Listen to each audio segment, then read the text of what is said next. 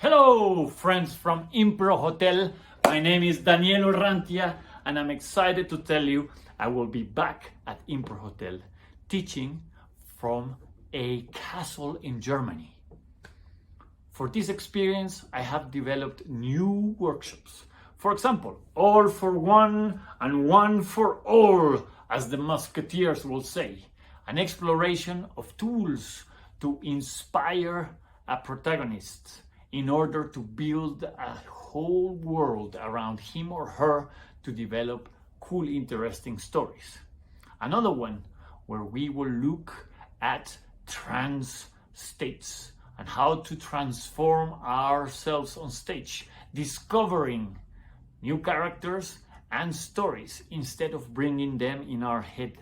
We will also look at different ways to collaborate as an ensemble, or we will look at show ingredients. What are the elements commonly worked at when people are building shows, and how could we explore them in order to build shows? All of this sounds really exciting. Exciting place, exciting people, exciting work. I can't wait to be there. So see you there.